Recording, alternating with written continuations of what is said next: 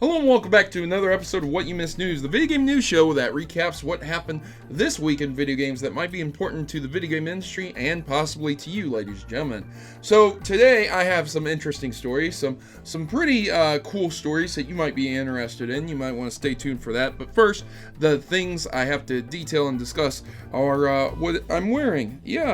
So I have kind of a different outfit here. I usually wear a hat and some sunglasses, but today I have a nice Yoshi hat instead of brim hat. Some people have said and taken issue with my hat, saying, Proto, you look like a neckbeard, fedora wearing man, man kid, man child, boy, whatever you'd like to say. Some people don't like my appearance, some people do like it. You can't appease everyone. So instead I've worn this Yoshi hat right here. I hope this appeases those out there who don't like the previous fashion stylings that I've had in the past. And I have a G.I. Joe sweatshirt. So here we go.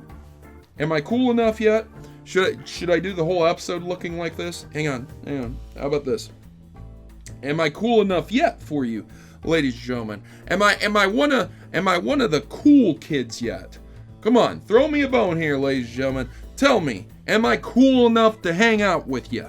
30-year-old man wants to hang out with his subscribers. That's the headline over at Polygon. So first things first, we have an OverWatch Pro that Stomps his former team that benched him. Now, this isn't anything crazy. I really do appreciate how this situation was handled. What ended up happening is that an individual known as Fissure was a guy who was benched by his former team. Obviously, he left the team, and now he is with a different team.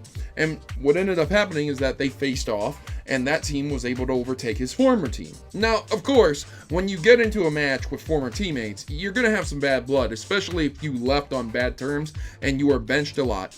In the post-match interview, Fissure said he felt like he really proved himself, but after being discounted for so long, there's obviously bad blood between him and his teammates. It really didn't show during the time, which is again good. Once again, we don't want ridiculous racial slurs, sexual slurs, some blow up bad attitudes on esports live streaming these events to a lot of children. We want to reflect ourselves in a dignified manner. We don't need this to turn into some ridiculous Twitter beef. After the match had concluded, Fissure did hug it out with his teammates. So thumbs up. I think this is really good. There's a time and a place for beefing, especially, talking smack before a game. Hey, I'm going to crush you, this, that, whatever. At the end of the day, the guy proved himself. He beat the team. So this is a really good example and a shining example for younger kids that, hey man, if you were benched a lot and you don't feel like your full potential is being reached, you could potentially learn from this individual and see your full potential utilized in the future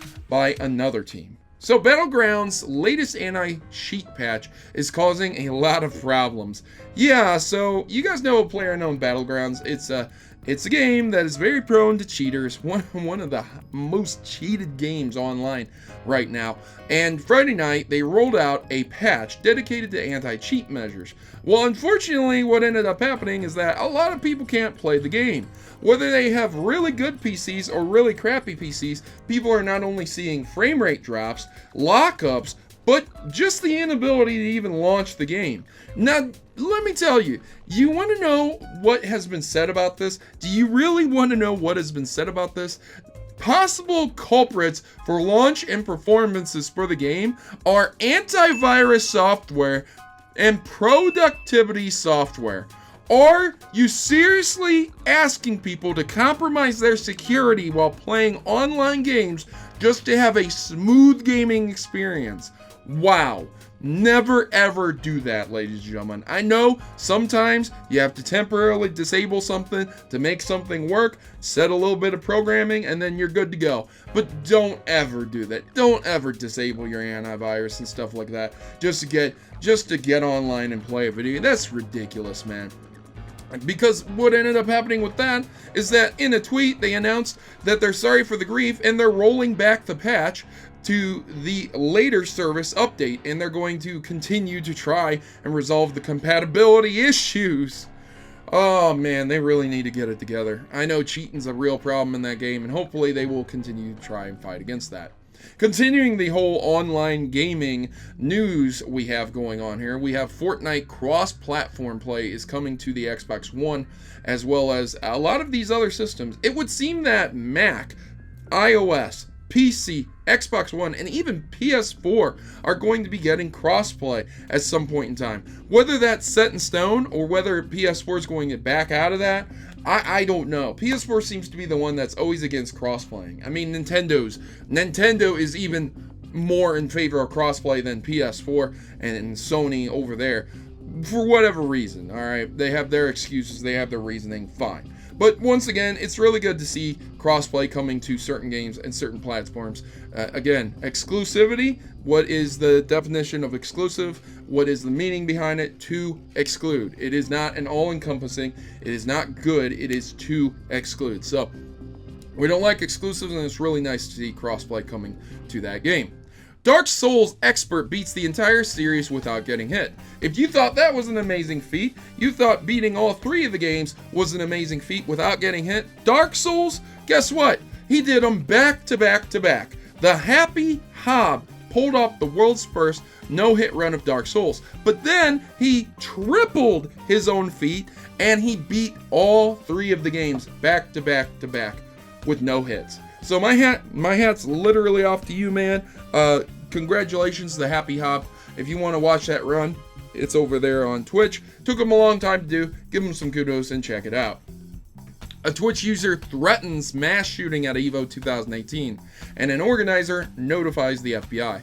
So what ended up happening here is that there was a Twitter post, and a screen cap was posted on this Twitter post from an individual who says, mass shooting at EVO 2018, EVO 18, see you there. And this was definitely forwarded and posted to those who were needing it posted to.